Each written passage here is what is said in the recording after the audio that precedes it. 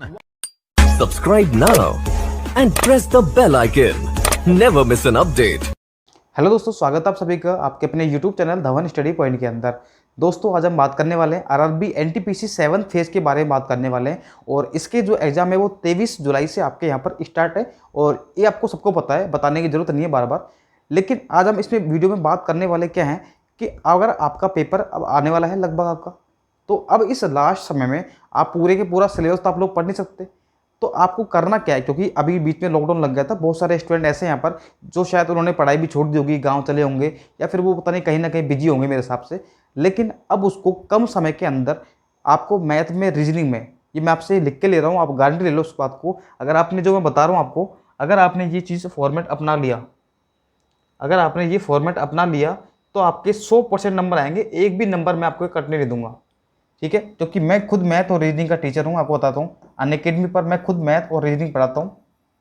इसमें आपका एक भी नंबर नहीं कटेगा अगर आप जो मैं बोल रहा हूँ आप लोग कर लोगे तो, ठीक है। क्या करना है आपको, देखो एक बार, या तो आप लोग एक काम कर सकते हो कि अभी तक जो पेपर हुए हैं एनटीपीसी के वो आप लोग सोल्व कर लीजिए, ठीक है। अब तक जो पेपर हुए हैं आपके वो सोल्व कर लीजिए। अगर मान लीजिए वो आप पास में प्रोवाइड नहीं होते हैं किसी हालत में, वरना आप लोग यूट्यूब पर देखना, आपको यूट्यूब पर सारे मिल जाएंगे आपको, ठीक है। मैथ के, रीजनिंग के, जी के सारे क्वेश्चन आपको लगभग लगभग मिल जाएंगे आपको। लेकिन अगर नहीं मिलते हैं तो कम से कम जो पिछली बार जो पेपर हुआ था, पिछली बार जो एनटीपीसी का पेपर हुआ था आपका, एनटीपीसी का जो पिछला वाला पेपर हुआ था, प्रीवियस वाला, ठीक है, उसके पेपर सेट निकाल लीजिए बस।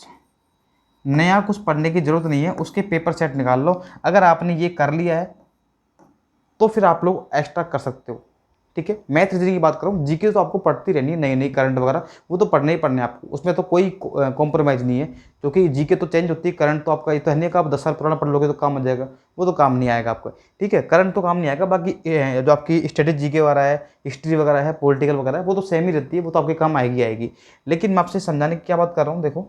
और अब आप पूछोगे कि सर ये वाले क्वेश्चन हमें कहाँ मिलेंगे, हमारे पास तो किताब भी नहीं है, हमारे पास तो कुछ भी नहीं है।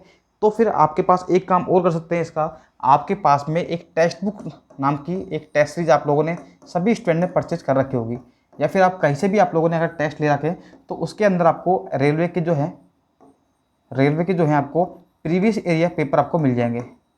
तो वो आप लोग डेली मॉक टेस्ट लगाइए। आप लोग डेली कम से कम ज़्यादा नहीं तो 2 पेपर तो लगाइए आप।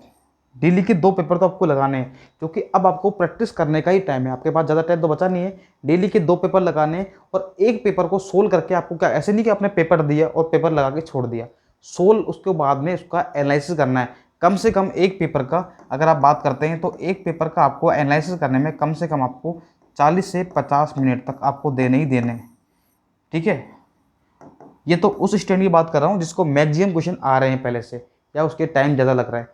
अगर आपको लग रहा है कि मेरी तैयारी बिल्कुल बहुत ही कम है तो फिर आपको मेहनत तो ज़्यादा करने की जरूरत पड़ेगी आपको। तो आपको पहले बेसिक तो क्लियर करना पड़ेगा। लेकिन जिसका बेसिक क्लियर है, जिसने पहले से तैयारी अच्छी लग कर रखी है, तो उसको 50 मिनट कम से कम इस पर एनालिसिस करना है पेपर पर। अब एनालिसिस में क्या करना है, देखो, पेपर आपने लगाया तो उसके अंदर आपके ऑप्शन आते हैं कि कौन कौन से क्वेश्चन आपने छोड़े।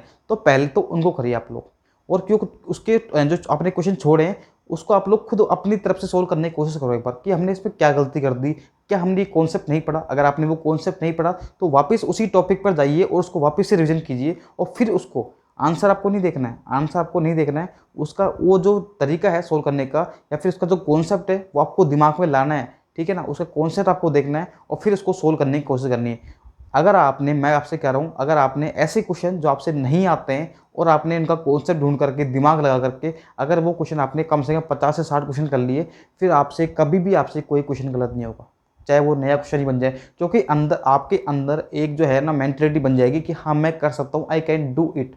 अगर कोई नया क्वेश्चन आएगा तो आपके अंदर बिल्कुल एक मेंटलिटी बन जाएगी, आई कैन डू इट। अगर कोई नया क्वेश्चन आता है, क्योंकि आपको पता है कि मेरे सारे कॉन्सेप्ट क्लियर है, और जिस दिन आपके मैथ्स रीजनिंग में सारे कॉन्सेप्ट क्लियर होंगे, आपको डेफिनेटली आपके मार्क्स नहीं कटेंगे। और आप खुद देखो, मतलब प्री के अंदर काफ़ी अच्छा स्कोर है, आप मान के चलो कम से कम 60 के नंबर के आसपास आपकी मैथ रीजनिंग आ रही है। हो सकता है थोड़ी ज़्यादा भी आ जाए, हो सकता है थोड़े से 1-2 क्वेश्चन कम भी आ जाए, लेकिन एवरेज बात करते हैं तो 60 मार्क्स आपके मैथ रीजनिंग के आते ही आते हैं आपके, ठीक है। बाकी आप लोग जीके जीएस की तो आपको पढ़ना ही है। देखो, कोई भी आप लोग प्रीवियस उठा लीजिए या बेसिक पढ़ लीजिए, घटना चक्र वगैरह आपसे प्रैक्टिस करनी है, आपको प्रैक्टिस कर लीजिए कहीं से आप लोग, ठीक है।